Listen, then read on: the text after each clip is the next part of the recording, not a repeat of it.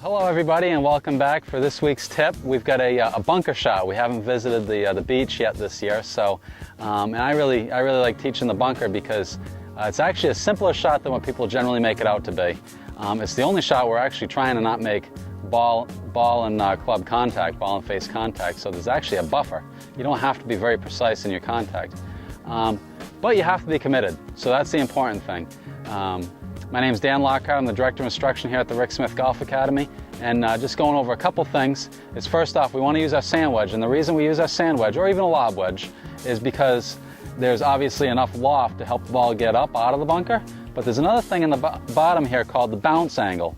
So the bounce angle is where the trailing edge of the wedge, of the sole here, is actually higher than the leading edge, and that helps us glide through the sand. So that's what makes a sand wedge, really. And that helps us get through the sand and not dig in and have too much resistance when we enter this stuff. So just a couple things here to help you get out a little bit easier. One is, I think the most important thing, don't be bashful in the trap. We've got to create enough speed where we can send sand out of this trap. Now I've got a bit of a testy shot here. It's a little bit of a ways from my ball to the front edge of the green, and then the flag's just on onto the green there. So I've got to get this up high, fly it, and then land it soft.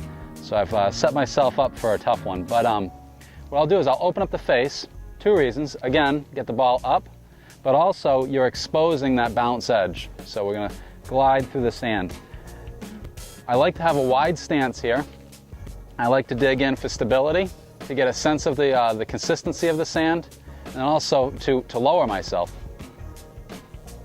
A wide stance is going to help me be stable in my swing, and I have to commit to this. I think some of the best bunker players for amateurs are really the juniors, because they have no fear. As a lot of you probably know, you watch a junior play golf, they're swinging, they're swinging at it and they're going at it pretty hard. So they have no fear. They go at the ball and underneath the ball and send out a big pillow of sand with the ball on top. So that's what we're trying to do here. Set the hands low. When I go back, here's an image for you. When I go back, if I had a mirror on the club face, I should see myself in the mirror. On the way forward, again, mirror on the club face, I should see myself in the mirror. So this is a shot where I would recommend that you have some active hands. We're trying to get the club to hinge up, under the ball, and then back up again with sufficient speed. So.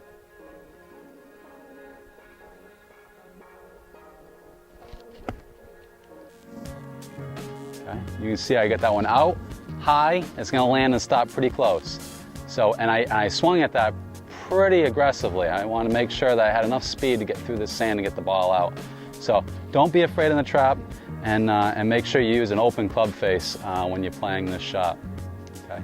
I think that if you can feel more comfortable in the bunker, all of a sudden now you're putting less pressure on your iron shots into the green. It's all a domino effect from there. So spend a few minutes in the bunker.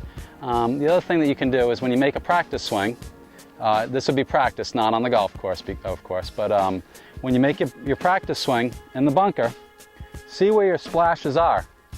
See where they are in relation to your feet. Nobody says that you have to play the ball forward in your stance. I just recommend playing it in the middle of your splash mark. So, practice range, make a splash mark, golf course, hinge the wrists and be aggressive. Look forward to seeing you out here. We got a few more great months of summer here.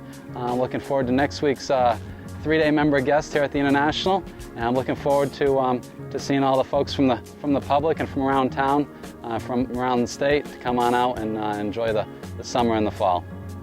See you next week.